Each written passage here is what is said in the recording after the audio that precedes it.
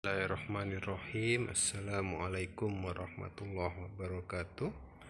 Yang saya banggakan mahasiswa-mahasiswi Fakultas Ekonomi dan Bisnis Universitas Islam Malang, wabil khusus yang ikut pada mata kuliah ini Dasar Ekonomi Islam, Perbankan Syariah 2020 dan Ekonomi Islam Manajemen M13. Dimanapun Anda berada, semoga sehat selalu dalam lindungan Allah. Amin. Oke, hari ini kita masuk pada materi pertemuan ke-12 di mata kuliah ini, Dasar Ekonomi Islam dan Ekonomi Islam. Kita diskusikan mengenai ziswaf dalam ekonomi Islam, yaitu apa itu zakat, infak, sodakoh, dan wakaf, kemudian bagaimana peranan dan fungsinya dalam perekonomian.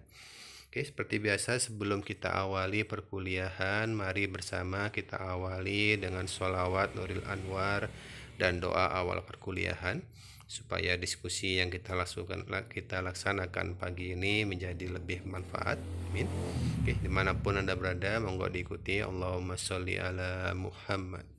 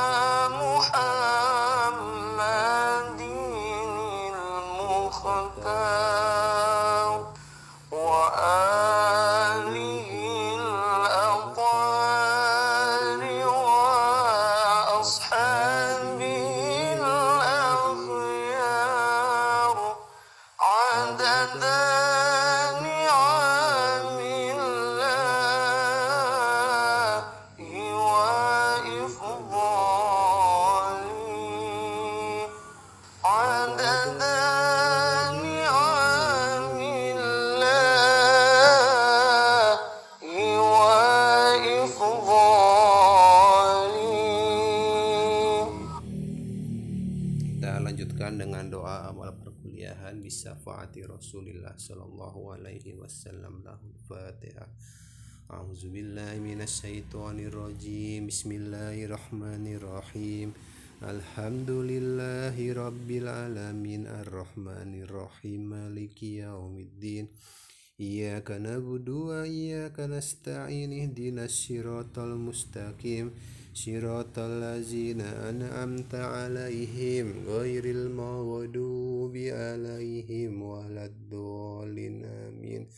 Allahumma sholli ala sayyidina Muhammad wa ala ali sayyidina Muhammad walhamdulillahi rabbil alamin.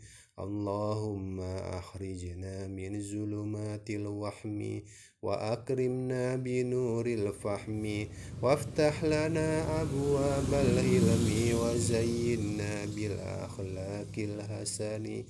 Rabbi zidni ilman nafi'a wa rizqan wasi'a halalan thayyiban mubarakah waj'alna min ibadikas sholihin birahmatika ya arhamar rahimin. Wa sallallahu ala sayyidina Muhammad wa ala alihi wa sahbihi ajma'in walhamdulillahi rabbil alamin. Jadi sekarang kita masuk pada materi hari ini, yaitu ziswaf dalam ekonomi Islam, zakat, infak, sodakoh, dan wakaf dalam konteks perekonomian Islam.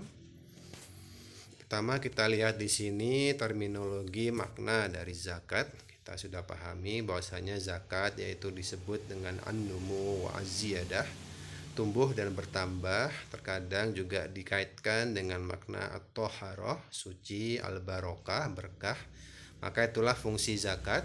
Dalam pengertian suci di sini yaitu zakat bermanfaat, berfungsi untuk membersihkan diri kita, jiwa kita, terlebih harta kita.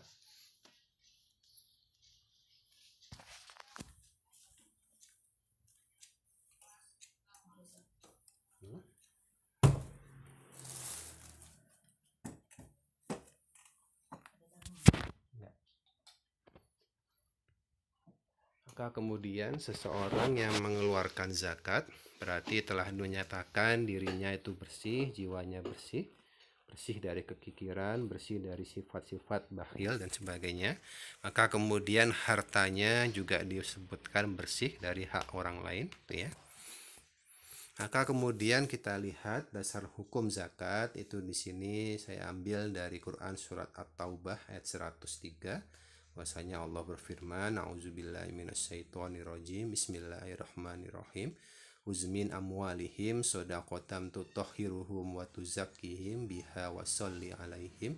Inna sholataka sakanun lahum wallahu samiun alim." Bahwasanya Allah berfirman dalam Quran surat At-Taubah ini ayat 103, "Ambillah zakat dari sebagian harta mereka, maka dengan zakat ini kamu membersihkan dan mensucikan mereka, dan berdoalah untuk mereka, sesungguhnya doa itu menjadi ketenteraman jiwa bagi mereka, dan Allah Maha mendengar lagi Maha mengetahui." Jadi di sini adalah perintah Allah kepada Rasulullah Muhammad untuk menarik zakat bagi kaum muslimin, ya, diwajibkan zakat saat itu. Maka apa fungsinya zakat? Yaitu membersihkan mereka dari kekikiran, dari hubbud dunia, cinta berlebihan kepada dunia, ya. Maka kemudian kita bisa lihat hukum-hukum zakat dikatakan yaitu pertama, kepemilikan secara sempurna di bawah kekuasaan dan kontrol dari wajib zakat tersebut. Kemudian cukup nisabnya, dalam artian di sini adalah minimal harta yang wajib dikeluarkan, berapa angkanya, persentasenya. Kemudian melebihi kebutuhan pokok. Yang dimaksudkan di sini adalah kebutuhan rutin itu dipenuhi terlebih dahulu. Jadi si wajib zakat ini tetap harus mengukur, ya, jadi tidak berlebih-lebihan juga. Jangan sampai karena zakatnya yang dikeluarkan sampai 100%, kemudian dia tidak bisa memenuhi kebutuhan diri dan keluarganya. Keempat, bebas dari hutang. Maksudnya adalah dengan melunasi hutang, jumlah harta tidak akan mengurangi nisab yang ditentukan. Jadi harta pokok bersihnya itu yang diambil dari zakatnya, bukan dari harta hutang, bukan aset hutang piutang. Kemudian haul, yaitu kapan waktunya. Kemudian keenam, harta itu berkembang, yaitu disebutkan di sini misalkan pada zakat peternakan tentu dihitung berdasarkan dengan jumlah ternak yang dimiliki keseluruhan. Kemudian bangunan dengan sewanya, gitu ya, beberapa hal. Maka kita lihat di sini tujuan zakat sudah jelas dalam Islam berdasarkan tingkat kebutuhan para mustahik. Maka pemanfaatan dan pendayagunaan zakat harus dilaksanakan berdasarkan skala prioritas. Apakah si mustahik ini si orang fakir yang tidak punya pekerjaan, tidak punya penghasilan, maka yang diberikan adalah zakat konsumtif, bahan makanan, uang, dan sebagainya. Namun jika mustahik zakat mempunyai keahlian tertentu dan punya kesulitan dana, maka dalam hal ini zakat bisa disalurkan dalam bentuk qardul hasan, pinjaman modal kerja, kemudian dilakukan pembinaan manajerial, skills, hingga dalam jangka panjang si mustahik ini bisa berubah menjadi muzaki, bisa menjadi orang yang lebih mampu, bisa menjadi orang pengusaha sukses, dan seterusnya, ya. Maka kita lihat kemudian di sini hukum undang-undang zakat di Indonesia, bagaimana pengelolaan dalam skala makro negara, hukumnya bagaimana, hukum zakat sendiri bagaimana. Kita bisa lihat di sini peranan negara dalam mengelola zakat di era Rasulullah, Nabiullah kita Muhammad Shallallahu Alaihi Wasallam. Disebutkan syariat zakat itu diturunkan tadi At-Taubah 103 pada tahun kedua Hijriah. Pada masa ini Rasulullah sendiri yang turun tangan sekaligus juga mengangkat sahabat, khulafaur rasyidin dan tim-tim yang ada, para umat Islam yang ada. sebagai amil zakat. Jadi ditentukan menarik zakat dari para wajib zakat, kemudian data tadi dikumpulkan pada Baitul Mal hingga kemudian disalurkan kepada para mustahiknya, 8 asnaf ya kita ketahui. Oke, maka di sini kemudian juga berlanjut bagaimana pengelolaan zakat pada era setelah Rasulullah, pada era sahabat dan era khalifah. Di sini Khalifah Muawiyah mengelola zakat melalui Baitul Mal. Pada Umar bin Abdul Aziz ada perkembangan, yaitu ijtihad zakat atas penghasilan boleh ditetapkan oleh khalifah dan sifatnya wajib. Kemudian pengelolaan zakat sepenuhnya dilaksanakan oleh waliul amri, pemerintah dengan dinasnya terkait, istilahnya ya, pemerintahan, kemudian dengan Baitul Mal yang ada untuk menarik zakat, untuk mengalokasikan zakat. Maka kita lihat di Indonesia bagaimana pengelolaan zakat. Kita pertama kali lihat saat itu zakat muncul sebagai alat pengumpulan logistik perlawanan kolonialisme Belanda. Sehingga Belanda saat itu ketar-ketir dengan adanya zakat ini melalui kebijakan Bijblat nomor 1892 tahun 1866. Dilarang, jadi dilarang kegiatan keagamaan dari kepala desa termasuk priai pribumi, dilarang mengumpulkan zakat karena mereka khawatir zakat ini bisa menjadi senjata untuk mengalahkan mereka ya. Kemudian masyarakat Aceh juga menggunakan dana zakat membiayai perang dengan Belanda, sebagaimana Belanda membiayai perang dengan dana pajak dari masyarakat Indonesia. Pengumpulan di Aceh dimulai pada masa Sultan Alauddin Riayat Shah tahun 1539. Oke, maka kita lihat berikutnya sejarah perkembangan pengelolaan zakat di Indonesia. Itu pastinya kita bisa lihat zakat tentu seiringan dengan sejarah masuknya Islam di Nusantara abad ke-7 Masehi. Tahun 1539 tadi mulai dilakukan pengumpulan zakat oleh Kerajaan Aceh dengan Sultan Alauddin Riayat Shah. Kemudian ke peraturan Belanda yang menghalanginya, melarang pengumpulan zakat. Kemudian Kiai Haji Ahmad Dahlan mengorganisasi pengumpulan zakat melalui Nahdlatul Ulama.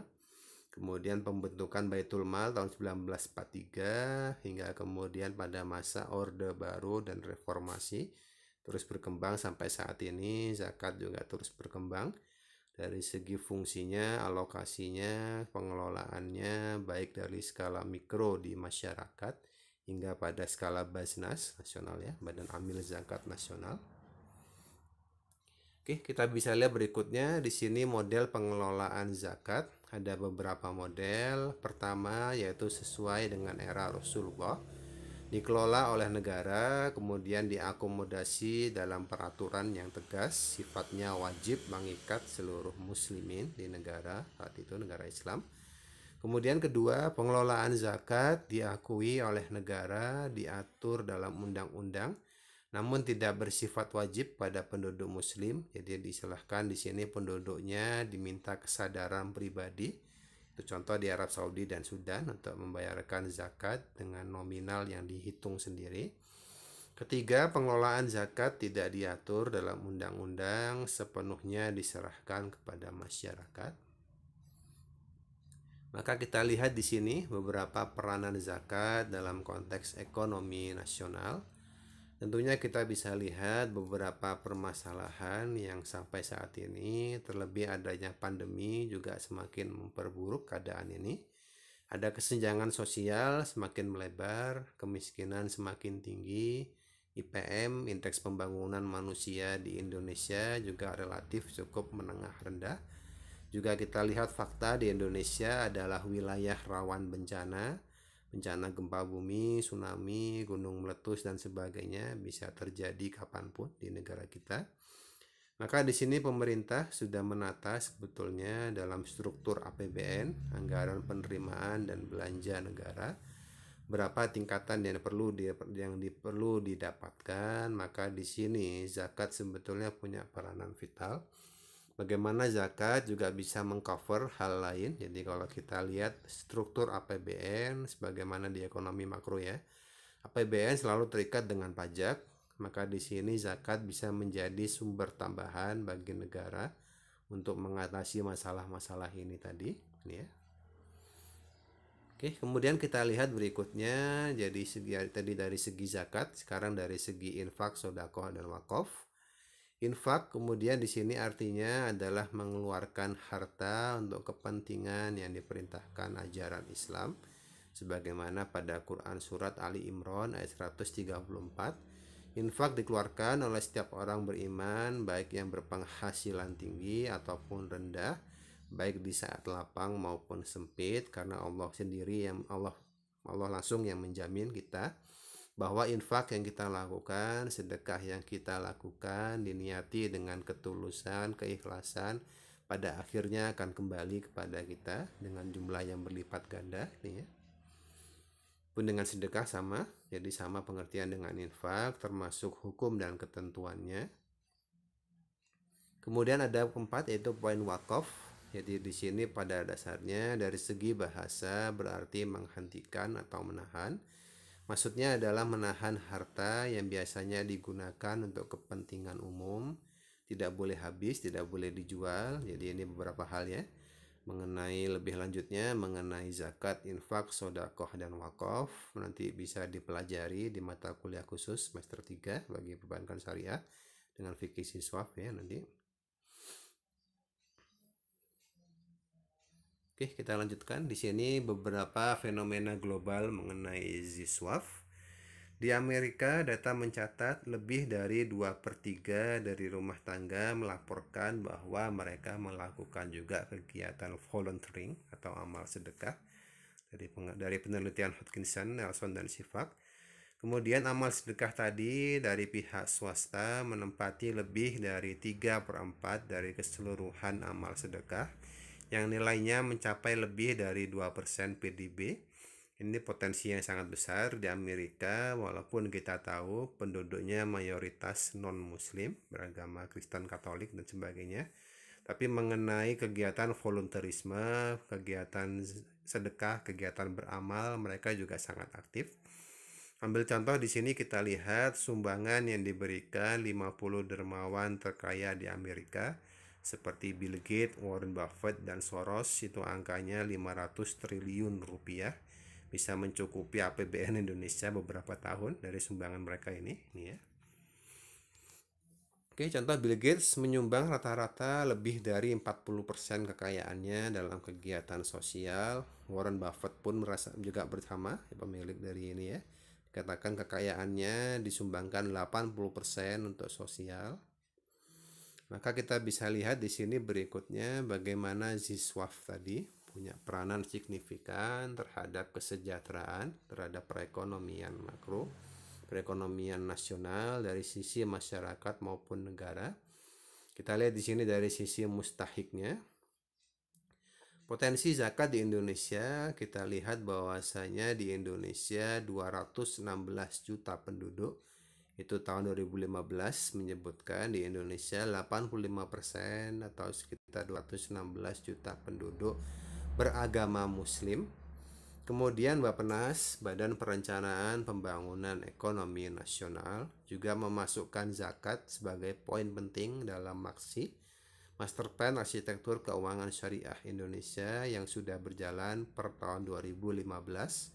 Berdasarkan maksi ini, Basnas diarahkan menjadi koordinator untuk mengatur peraturan regulasinya, mengumpulkan zakat, hingga kemudian mengalokasikannya distribusi pada masyarakat. Penelitian Basnas menyebutkan potensi zakat nasional, ini tahun 2015 ya, saya ambil datanya, itu di angka 286 triliun, angka yang sangat besar. Dicatat dengan menggunakan metode ekstrapolasi mempertimbangkan pertumbuhan PDB pada tahun-tahun sebelumnya. Ini potensinya pertama kita lihat.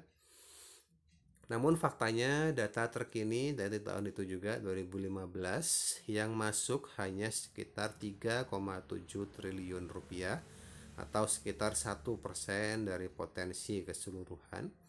Jadi istilahnya zakat di Indonesia di tahun itu hingga tahun sekarang memang belum maksimal. Istilahnya mungkin dari segi pencatatannya belum tercatat secara rapi. Jadi di sini kalau dikalkulasikan dalam struktur APBN dia masih belum bisa menjadi variabel utama, ya. Oke, contoh lagi di sini beberapa angka pertumbuhan penghimpunan zakat infak sodakoh di Indonesia tahun 2002 sampai 2015. Secara angkanya pertumbuhannya terus bertumbuh zakat ini, ya. Pun kemudian kita lihat dari segi pengelolanya, dari segi Basnas Nasional Pusat, Basnas Provinsi, Basnas Kabupaten dan Kota, lembaga amil zakat dan sebagainya juga terus berkembang fungsi-fungsinya. Bagaimana angka penyaluran dan penghimpunan dana siswaf ini terus bertumbuh dari tahun ke tahun, ya. Oke, kita lihat lagi di sini penghimpunan dan penyaluran dana berdasarkan organisasi pengelola zakatnya. Kita lihat di sini dari segi dana zakat, infak sodakoh, dana sosial agama lainnya dan sebagainya. Secara angkanya juga terus bertumbuh dari tahun ke tahun. Ini beberapa data dari provinsi Jakarta dan Jawa Barat sebagai provinsi dengan angka terbesar dalam pengumpulan dan alokasi siswaf tadi, ya. Oke, maka kita lihat di sini secara data tadi disebutkan pada intinya peranan institusi zakat dalam aktivitas ekonomi Indonesia sebetulnya tidak kalah penting dibandingkan dengan institusi keuangan Islam yang lain. Tujuannya jelas, dalam ekonomi tadi diharapkan zakat, infak, sodakoh, wakaf itu bisa menjadi motor pertumbuhan ekonomi, bisa menjadi faktor stimulus kemakmuran ekonomi Indonesia, menekan kemiskinan, menciptakan pemerataan keadilan ekonomi, juga menjadi jaminan sosial, menjadi dana yang bisa ditumbuhkan di masyarakat. Tadi intinya mengentaskan kemiskinan, memunculkan pengusaha-pengusaha baru, munculkan angka kekayaan yang baru. Karena kita lihat di sini permasalahan utamanya adalah potret kemiskinan di Indonesia masih sangat tinggi. Terlebih lagi kita lihat dalam 1,5 tahun terakhir adanya pandemi yang masih terus berlangsung sampai sekarang juga turut menekan angka kemiskinan semakin besar, ya. Dikatakan di sini tolak ukur pengeluarannya adalah 1 US dollar per hari per kapita atau sekitar 15 sampai 20 ribu per hari. Itu baru dikatakan dia secara ekonomi mampu. Jika penghasilan di bawah ini masih dikatakan tergolong masyarakat miskin. Maka kemudian angka rasio gini yang sudah mencapai ambang batas disebutkan tidak lagi wajar karena pada tahun itu 1% golongan terkaya bisa menguasai sampai 40% aset nasional. Jadi itu ya, dikatakan kekayaan di Indonesia secara datanya disebutkan 90% kekayaan di negara ini itu dikuasai oleh 10% masyarakat. Jadi angkanya terbalik. Kuantitasnya dikuasai oleh kualitas, tadi istilahnya di sini rasio gini. Oke, kemudian kita lihat potensi zakat berikutnya. Ambil contoh di sini pada tambang emas. Jadi kalau kita lihat tambang emas, kita bisa lihat di Indonesia kita punya PT Tembagapura atau yang dikenal sebagai Freeport. Disebutkan di sana hasil dari sumber daya alamnya adalah tembaga, tapi sebetulnya emas yang di sana sangat banyak. Kemudian dibawa lari, ya, ada malingnya di situ, dibawa lari ke luar negeri. Oke. Maka kita lihat di sini bagaimana berikutnya peranan siswaf dari segi kesejahteraan muzaki dari para pemberi zakatnya. Kita lihat ya di sini angkanya juga terus bertumbuh sama seperti tadi. Pun demikian dengan total muzaki di Indonesia juga terus meningkat dari tahun ke tahun, baik dari segi perorangan individu maupun dari segi lembaga. Maka kita lihat di sini penyebabnya dari perspektif ekonomi, pola-pola pengeluaran mereka untuk menekankan posisi kelas mereka agar berbeda dengan masyarakat lainnya. Konsumsi menjadi media komunikasi khususnya dalam menentukan identitas seseorang dan posisi sosialnya. Jadi ada juga kemudian masyarakat yang memberikan sumbangan dana, juga dengan tujuan sebetulnya bukan tujuan Islami, juga ada tujuan untuk memperlihatkan dirinya mampu. Jadi istilahnya ada istilah di situ untuk menunjukkan kelas sosialnya. Mungkin kalau dari segi agama kita pandang bukan hal yang cukup baik karena ada nilai ria di situ. Tapi kalau kita lihat dari sisi ekonomi, tentunya ini hal yang positif. Karena semakin banyak dana siswaf ini dikembangkan, dialokasikan, tentu kesejahteraan ekonomi negara kita juga akan bertumbuh ya di sini ya. Kita ambil contoh di sini polanya, yaitu di sini ada kapitalisme yang kita bahas di sebelum UTS, penguasaan pasarnya bagaimana. Maka di sini membangun indikator kinerja ekonomi dengan sistem produksi yang meningkat. Itulah kenapa sebetulnya Ziswaf itu sangat penting, karena kalau kita lihat dari sisi mikro, dengan adanya zakat, maka di sini orang-orang bisa memenuhi kebutuhannya. Yang sebelumnya nggak mampu beli beras, maka dia bisa beli beras, dia bisa beli ikan, bisa beli sayur untuk makannya dan sebagainya. Maka di sini dengan daya beli yang meningkat, maka dari sisi produsennya juga diuntungkan. Semakin banyak daya serap produksinya, produksi meningkat. Maka di sini dikatakan Ziswaf itu sangat penting ya. Sebutkan di sini spiritual capital, yaitu dikatakan modal dan spiritual. Dari sisi spiritualnya dia bertumbuh, dari sisi kapital modal juga sangat positif terhadap perekonomian makro Indonesia. Maka di sini berikutnya pola konsumsi menurut konsep ekonomi Islam. Bagaimana konsumsi yang sebetulnya diharapkan di sini ya, beberapa hal, yaitu adanya zakat tadi dengan adanya 8 asnaf, spiritual granted dan spiritual capital. Jadi dari segi kebutuhan daruriyahnya dia terpenuhi, pun dari segi modal spiritualnya juga terpenuhi dengan adanya zakat ya. Oke, kita lihat berikutnya perspektif agama. Tentunya kita bisa lihat beberapa hal. Manfaat keuntungan pengeluaran harta di jalan Allah. Disebutkan mengeluarkan harta, zakat itu membayar zakat. Itu bahwasanya dengan membayar zakat tidak akan ada kekhawatiran dan tidak pula bersedih hati bagi umat Islam. Kemudian dengan zakat tadi jelas at-tijarah, membersihkan hati dan harta kita. Kemudian dengan zakat itu juga punya fungsi pembelanjaan harta, yunfikuna, menafkahkan harta di jalan Allah. Disebutkan harta tadi bisa berlipat menjadi 700 kali, tidak ada kekhawatiran, keridhaan Allah, keteguhan jiwa. Pun dengan konsep berikutnya, peminjaman harta, yuridullah, pinjaman kepada Allah, maka Allah lah yang akan menggantinya dengan angka yang berlipat ganda. Pun juga dengan konsep tijarah, perdagangan, perniagaan dengan Allah yang tidak akan rugi ya. Oke, kemudian kita lihat di sini kelompok tema fenomena sedekah, kebiasaan sedekah, motivasinya, balasannya, kemudian changing life, perubahan hidup yang terjadi dengan adanya sedekah, zakat, infak dan sedekah.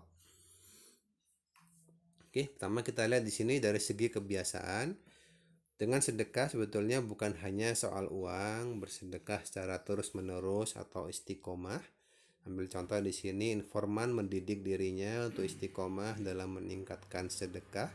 Bukan hanya uang, kita bisa bersedekah dengan waktu kita, dengan tenaga kita, dengan bantuan yang lain selain uang. Maka motivasinya di sini ada kekuatan emosional, merasakan empati terhadap orang lain. Dari segi spiritual juga kita rasakan kalau kita bersedekah dengan ikhlas, di situ hati kita tenang, secara spiritual keimanan kita pun insya Allah menjadi lebih baik. Kekuatan empirik juga berguna, dikatakan di sini pengalaman diri dan keluarga.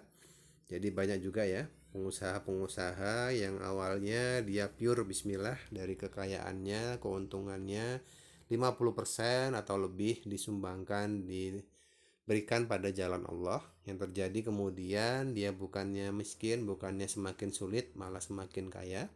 Bisa membuka cabang di mana-mana, semakin banyak unit usahanya, itu banyak terjadi. Maka di sini balasannya, kalau kita lihat balasan sedekah sudah jelas. Kalau kita sedekah, zakat, infak di jalan Allah dengan keikhlasan hati, maka insya Allah kita tentu bisa berharap Allah akan memberikan yang lebih banyak kepada kita sebagai gantinya, baik dari kita kesehatan, terhindar dari musibah, itu juga banyak terjadi, kesuksesan usaha, dimudahkan segala urusannya, bahkan juga bisa diberikan balasan langsung secara nominal, itu juga banyak peristiwa ya. Perubahan hidup juga terjadi, meningkatkan ketaatan kita kepada Allah, ma'rifatullah, perbaikan perilaku hidup seperti dengan kejujuran, profesionalisme, dan etos kerja tinggi. Juga banyak kisah kemudian orang-orang yang begitu rajin dengan zakat, infak, sodakoh, dan wakafnya. Kemudian dia bisa semakin produktif dalam kerjanya, permasalahan-permasalahan hidupnya seakan-akan dibantu oleh Allah secara langsung, ya.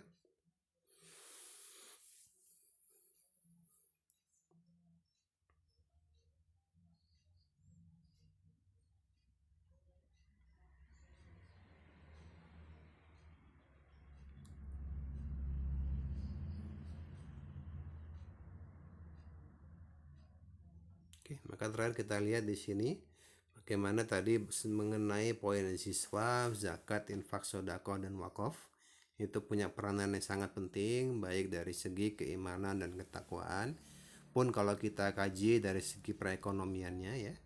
Jadi di sini diistilahkan sedekah secara ikhlas dan istiqomah tentunya akan berdampak pada transformasi religius. Dia akan semakin religius, iman dan takwanya semakin meningkat. Maka di sini juga dari segi banyak hal kecerdasannya juga tumbuh. Maka Allah bukakan pintu hidayah, semakin produktif kehidupannya, semakin banyak hal yang bermanfaat yang bisa dia lakukan. Maka disinilah kesejahteraan hidup terjadi.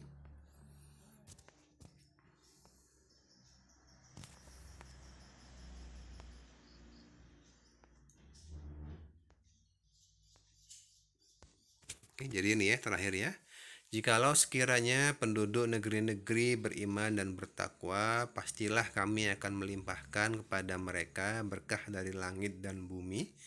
Tetapi mereka mendustakan ayat-ayat dari Allah, maka Allah menyiksa mereka disebabkan perbuatannya. Quran Surat Al-A'raf ayat 96. Jadi ini juga kita bisa pahami ya dari makna ayat ini, apakah ini yang terjadi saat ini. Kita lihat di negara kita, di dunia kita juga secara globalnya kondisinya juga seperti ini. Pandemi juga belum berakhir, maka dikatakan di sini perlulah kita melihat, perlu kita jadikan sebuah pelajaran hal-hal apa yang perlu kita laksanakan, hal apa yang kurang, hal apa yang belum, ya. Oke, jadi ini mungkin sedikit ini yang bisa saya sampaikan. Seperti biasa, kalau ada pertanyaan, silahkan ditanyakan di grup WhatsApp kita. Kita lanjutkan dengan diskusi di grup WhatsApp. Saya akhiri, Allahul muwaffiq ala aqwamit thoriq. Assalamualaikum warahmatullahi wabarakatuh.